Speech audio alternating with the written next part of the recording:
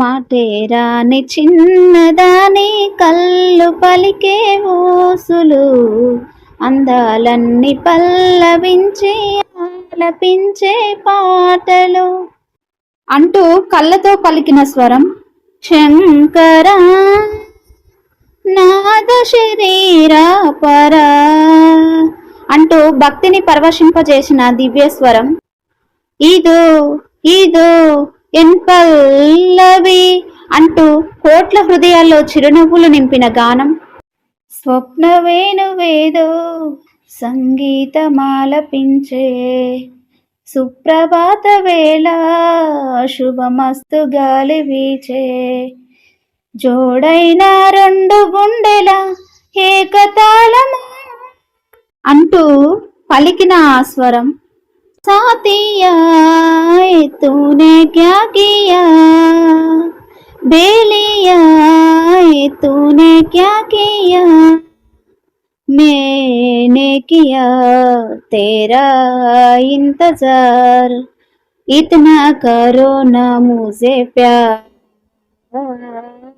इतना करो ना मुझे प्यार तेरे मेरे बीच में అంటూ హిందీలో ప్రేమను పలికించిన స్వరం జొతయాలే జొతయాలే అంటూ కన్నడలో చిరస్థాయిగా నిలిచిన మాధుర్యం మలయాళంలో కూడా ఎన్నో భావోద్వేగాలకు రూపం ఇచ్చిన ఆయన గాత్రం తెలుగువారి హృదయాల్లో శాశ్వత స్థానం సంపాదించిన గానగంధర్వుడు.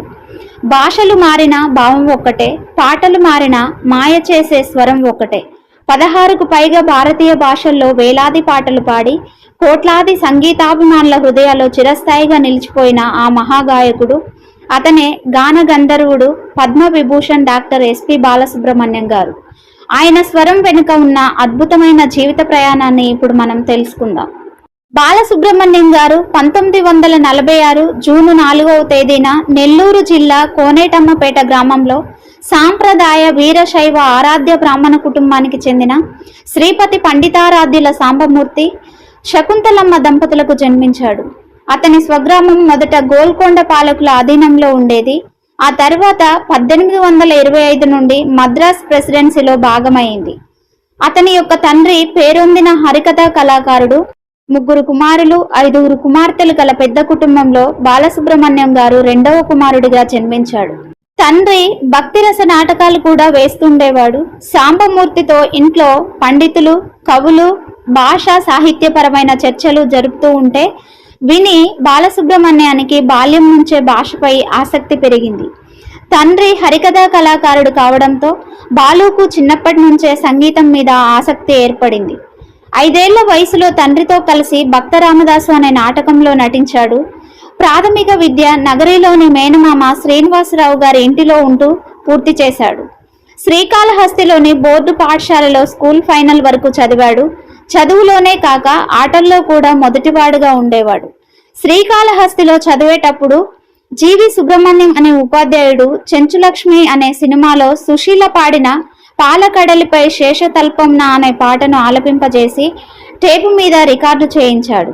రాధాపతి అనే మరో ఉపాధ్యాయుడు ఈయనను ఈ ఇల్లు అమ్మబడును, ఆత్మహత్య లాంటి నాటకాల్లో నటింపజేశాడు. తర్వాత తిరుపతిలోని శ్రీ వెంకటేశ్వర ఆర్ట్స్ కళాశాలలో పియూసీ చదువుతుండగా మద్రాస్ ఆల్ ఇండియా రేడియోలో ప్రసారమయ్యే ఒక నాటికలో స్త్రీ పాత్రను ధరించాడు. ఆకాశవాణి విజయవాడ కేంద్రంలో బాలుగారు స్వయంగా రాసి స్వరపరిచి పాడిన లలిత గీతానికి బహుమతి లభించింది. తిరుపతిలో పియూసీ పూర్తి చేసుకుని నెల్లూరు వెళ్లిన బాలు అక్కడ కొంతమంది మిత్రులతో కలిసి ఒక ఆర్కెస్ట్రా ఏర్పాటు చేసి ప్రదర్శనలు ఇచ్చేవాడు. తర్వాత అనంతపురంలో ఇంజనీరింగ్లో సీటు వచ్చింది, కానీ ఆయనకు అక్కడి వాతావరణం నచ్చక తిరిగి వచ్చేశాడు. మద్రాసు వెళ్లి ఇంజనీరింగ్కు ప్రత్యామ్నాయమైన AMIE కోర్సులో చేరాడు. సాంబమూర్తికి తన కుమారుడు ఇంజనీర్ కావాలని కోరిక ఉండేది. తండ్రి కోరికను అనుసరించి బాలసుబ్రహ్మణ్యం గారు కూడా చదువుకునే రోజుల్లోనూ ఆ తర్వాత పాటలు పాడే రోజుల్లోనూ కొన్నేళ్లు మంచి ఇంజనీర్ కావాలని, ప్రభుత్వ శాఖల్లో ఇంజనీరుగా పనిచేయాలని కలలు కనేవాడు. ఆ కాలంలోనే వివిధ పాటల పోటీలలో పాల్గొని బహుమతులు గెలుచుకున్నాడు. 1964వ సంవత్సరంలో Madras social and cultural club నిర్వహించిన లలిత సంగీత పోటీల్లో బాలు గారికి ప్రథమ బహుమతి లభించింది. ఆ పోటీకి సంగీత దర్శకులైన సుసర్ల దక్షిణామూర్తి గారు, పెండ్యాల నాగేశ్వరరావు గారు, ఘంటసాల వెంకటేశ్వరరావు గారు న్యాయ నిర్ణేతలు. అదే పోటీలో ఎస్పి కోదండపాణి గారు బాలు ప్రతిభను గమనించాడు. సినిమాల్లో అవకాశం కల్పిస్తానని మాట ఇచ్చాడు. అలా AMI 2వ సంవత్సరంలో ఉండగా బాలసుబ్రహ్మణ్యం గారు చలనచిత్ర రంగ ప్రవేశం చేశాడు. 1966లో నటుడు మరియు నిర్మాత అయిన పద్మనాభం గారు నిర్మించిన శ్రీ శ్రీ శ్రీ మర్యాద రామన్న చిత్రంతో సినీ గాయకునిగా చలనచిత్ర గాయక జీవితం ప్రారంభించాడు బాలసుబ్రహ్మణ్యం గారు. ఏమి ఈ వింత మోహం అనే పల్లవి గల ఈ పాటను ఆయన పి సుశీల, కళ్యాణం రఘురామయ్య, పిబి శ్రీనివాసులతో కలిసి పాడాడు. ఈ సినిమాకి ఎస్పి కోదండపాణి గారు సంగీత దర్శకత్వం వహించాడు.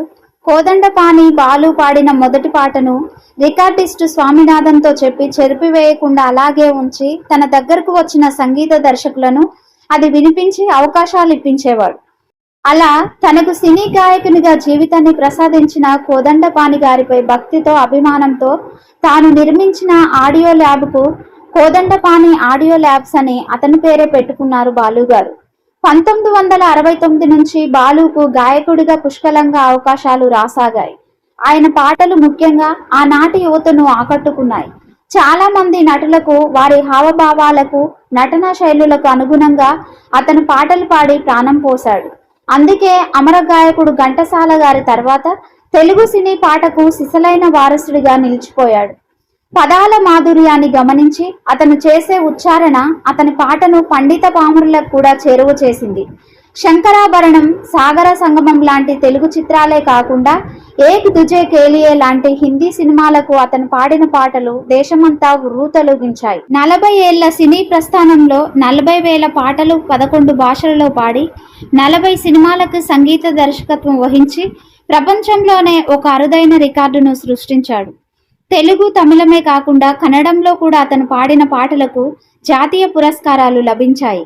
గాయకుడిగానే కాకుండా గాత్రదాన కళాకారుడిగా, నటుడిగా, సంగీత దర్శకుడిగా ఆయా విభాగాలలో ఆంధ్రప్రదేశ్ ప్రభుత్వ నంది పురస్కారాన్ని 29 సార్లు అందుకున్న బహుముఖ ప్రజ్ఞాశాలి ఈ గాన గంధర్వుడు. బాలు గారికి తన వృత్తి పట్ల ఎంత అంకిత భావం ఉందో తెలియడానికి ఒక ఉదాహరణ ఏంటి అంటే 1989వ సంవత్సరంలో వచ్చిన కమల్ హాసన్ సినిమా ఇంద్రుడు చంద్రుడులో డ్యూయల్ రోల్స్లో ఒక పాత్ర మాట్లాడే యాసకి తగ్గట్టుగా నచ్చిన ఫుడ్, వెచ్చని బెడ్డు, సిద్ధం రా ఫ్రెండు అనే పాట పాడి గొంతులో చిన్న గుల్ల వచ్చి పాడడానికి ఇబ్బంది పడి తర్వాత శస్త్రచికిత్స చేయించుకున్నారు. ఈ విషయాన్ని బాలుగారే స్వయంగా ఎన్నో ఇంటర్వ్యూలలో చెప్పడం జరిగింది.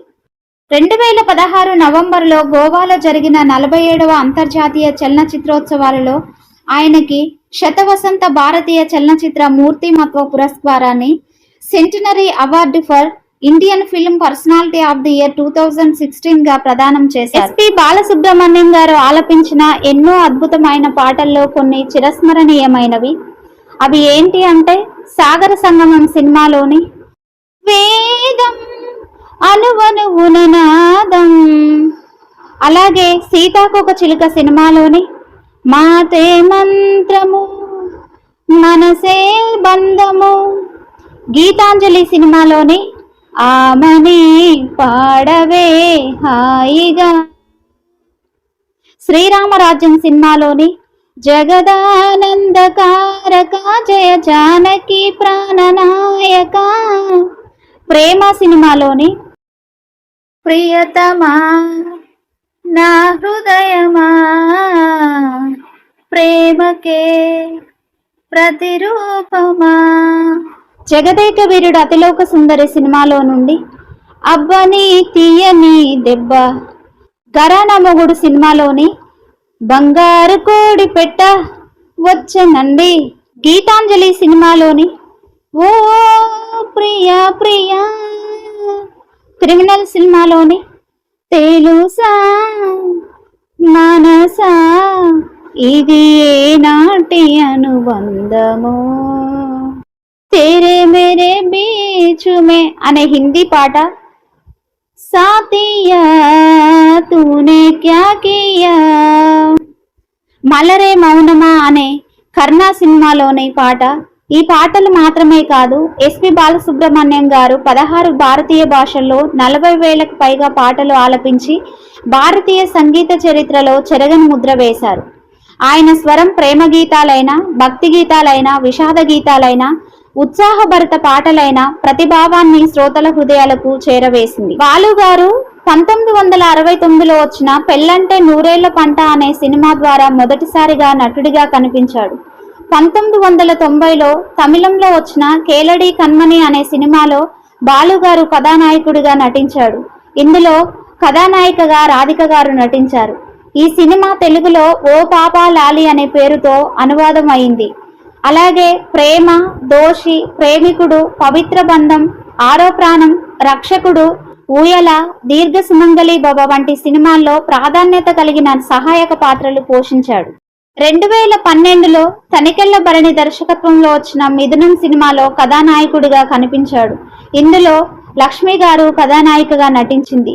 ఈ సినిమాకు ఉత్తమ చిత్రాల విభాగంలో 3వ బహుమతిగా నంది ప్రత్యేక పురస్కారం లభించింది. అలాగే కె బాలచందర్ గారి దర్శకత్వంలో వచ్చిన తమిళ అనువాద సినిమా మన్మథలీలతో సంగీత దర్శకుడు అయిన కె చక్రవర్తి గారి ప్రోద్బలంతో అనుకోకుండా డబ్బింగ్ ఆర్టిస్టుగా మారారు. అందులో కమల్ హాసన్ గారికి చక్రవర్తి డబ్బింగ్ చెప్తే కమల్ హాసన్ ఆఫీస్లో పనిచేసే ఒక క్యారెక్టర్కు తెలుగులో డబ్బింగ్ చెప్పాడు. తర్వాత ఆయన కమల్ హాసన్, రజనీకాంత్, సల్మాన్ ఖాన్, భాగ్యరాజ్, మోహన్, విష్ణువర్ధన్, జెమిని గణేశన్, గిరీష్ కర్నాడ్, అర్జున్, కార్తిక్, నగేష్, రఘువరన్ లాంటి వారికి పలు భాషల్లో గాత్రదానం చేశాడు. పసివాడి ప్రాణం సినిమాలో రఘువరన్ కు చెప్పిన డబ్బింగ్ సినిమాకే హైలైట్ గా నిలిచింది. అలాగే తమిళం నుంచి తెలుగులోకి అనువాదం అయ్యే కమల్ హాసన్ చిత్రాలన్నింటికి ఈయనే డబ్బింగ్ చెప్తుండేవాడు. 2010లో కమల్ హాసన్ కథానాయకుడిగా వచ్చిన దశావతారం సినిమాలో కమల్ పోషించిన 10 పాత్రల్లో 7 పాత్రలకు బాలునే డబ్బింగ్ చెప్పడం విశేషం. ఇందులో కమల్ పోషించిన ముసలావిడ పాత్ర కూడా ఉంది. అన్నమయ్య సినిమాలో సుమన్ పోషించిన శ్రీ వెంకటేశ్వర స్వామి పాత్రకు, అలాగే సాయి మహిమ చిత్రంలో బాలు గారు డబ్బింగ్ చెప్పాడు. ఈ 2 సినిమాలకు ఆయనకు ఉత్తమ డబ్బింగ్ కళాకారుడిగా నంది పురస్కారం లభించింది. అటెన్బరో దర్శకత్వంలో వచ్చిన గాంధీ సినిమాలో గాంధీ పాత్రధారి అయిన బెన్ కింగ్స్లేకు తెలుగులో బాలు గారే డబ్బింగ్ చెప్పాడు. ఈటీవీలో పాడుతా తీయగా అనే కార్యక్రమంతో బాలసుబ్రహ్మణ్యం గారు బుల్లితెరకు ప్రవేశం చేశాడు. అనేక మంది కొత్త గాయని గాయకులను ఈ కార్యక్రమం ద్వారా పరిచయం చేశాడు.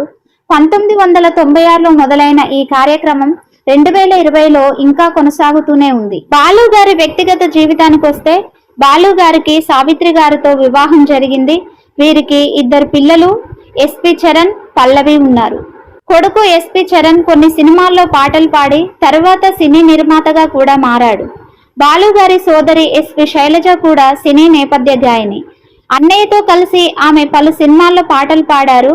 నటుడు శుభలేఖ సుధాకర్ను వివాహం చేసుకున్నారు. బాలు గారి తండ్రి శ్రీపతి పండితారాధ్యుల సాంబమూర్తి గారు 1987వ సంవత్సరంలో మరణించగా, తల్లి శకుంతలమ్మ 2019 ఫిబ్రవరి 4న 89 సంవత్సరాల వయసులో నెల్లూరులో మరణించారు. బాలు గారు అనేక భారతీయ భాషల్లో సుమారు 40,000కు పైగా పాటలు పాడారు. అత్యధిక పాటలు రికార్డు చేసిన గాయకుడిగా ఆయన పేరిట ఒక రికార్డు ఉంది. ఆయన సుదీర్ఘ ప్రస్థానంలో 6 జాతీయ పురస్కారాలు, 6 ఫిలింఫేర్ దక్షిణాది పురస్కారాలు, 1 ఫిలింఫేర్ పురస్కారం అందుకున్నాడు. 1979లో వచ్చిన సంగీత ప్రధానమైన శంకరాభరణం సినిమాకి ఆయనకు జాతీయ పురస్కారం లభించింది. 2 సంవత్సరాల తర్వాత ఆయనకు 1981లో బాలీవుడ్లో ప్రవేశించి ఏక్ దూజే కేలియే అనే సినిమాకు గాను 2వ పురస్కారాన్ని అందుకున్నాడు. తర్వాత సాగర సంగమం, రుద్రవీణ సినిమాలకు జాతీయ పురస్కారాలు అందుకున్నాడు. 25 సార్లు ఉత్తమ గాయకుడిగా, ఉత్తమ సంగీత దర్శకుడిగా, ఉత్తమ డబ్బింగ్ ఆర్టిస్టుగా, ఉత్తమ సహాయ నటుడిగా నంది పురస్కారాలు అందుకున్నారు. ఇంకా తమిళనాడు, కర్ణాటక రాష్ట్ర ప్రభుత్వాల నుంచి కూడా పలు పురస్కారాలను అందుకున్నారు. 2001లో పద్మశ్రీ పురస్కారాన్ని, అలాగే 1999లో ఆంధ్రప్రదేశ్ ప్రభుత్వ గవర్నర్ రంగరాజన్ చేతుల మీదుగా శ్రీ పొట్టి శ్రీరాములు విశ్వవిద్యాలయం నుంచి డాక్టరేట్ను అందుకున్నాడు. 2011లో పద్మభూషణ్ను అందుకున్నాడు. శతవసంత భారతీయ చలనచిత్ర మూర్తిమత్వ పురస్కారాన్ని 2016లో కేంద్ర సమాచార ప్రసార శాఖ మంత్రులు అయిన వెంకయ్య నాయుడు గారి చేతుల మీదుగా అందుకున్నాడు.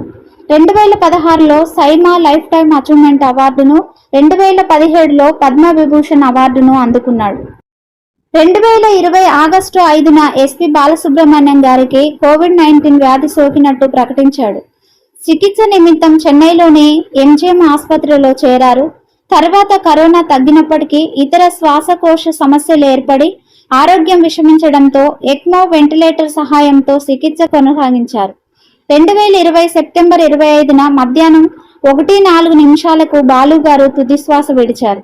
2020 సెప్టెంబర్ 26న తిరువల్లూరు జిల్లాలోని రెడ్ హిల్స్ తామరాపాకంలోని ఆయన వ్యవసాయ క్షేత్రంలో తమిళనాడు ప్రభుత్వం ఆధ్వర్యంలో అంత్యక్రియలు జరిగాయి. ఒక మనిషి ఈ లోకాన్ని విడిచి వెళ్ళిపోవచ్చు, కానీ ఆయన స్వరం ఎప్పటికీ మరణించదు. ఎస్పీ బాలసుబ్రహ్మణ్యం గారు అలాంటి అమర గాయకుడు. వేల పాటలు పాడిన గొప్ప గాయకులు ఉండొచ్చు, కానీ కోట్లాది మంది హృదయాల్లో ఒక కుటుంబ సభ్యుడిలా స్థానం సంపాదించిన గాయకుడు మాత్రం ఒక్క బాలు గారు మాత్రమే. ఆయన స్వరం ప్రేమకు చిరునామా, భక్తికి పరిమళం, ఆనందానికి చిరునవ్వు, బాధకు ఓదార్పు. 2020 సెప్టెంబర్ 25న ఆయన భౌతికంగా మనల్ని విడిచిపోయినా ఆయన గానం ఈ ప్రపంచం ఉన్నంతకాలం మారుమ్రోగుతూనే ఉంటుంది. భారతీయ సంగీత చరిత్రలో బాలు గారి పేరు ఎప్పటికీ స్వర్ణాక్షరాలతో నిలిచిపోతుంది. అలాంటి గాన గంధర్వుడికి మన హృదయపూర్వక నివాళులు. ఒక్కడై రావడం, ఒక్కడై పోవడం, నడుమై నాటకం విధిలీలా, వెంటయే బంధము రక్త సంబంధము, తోడుగా రాదుగా తుదివేళ, మరణమనేది ఖాయమని మిగిలేను కీర్తి ఖాయమని, నీ బరువు నీ పరువు మోసేది.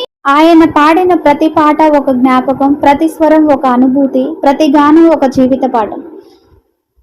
అలాంటి గాన గంధర్వుడికి మన హృదయపూర్వక నివాళులు అర్పిస్తూ జై హింద్.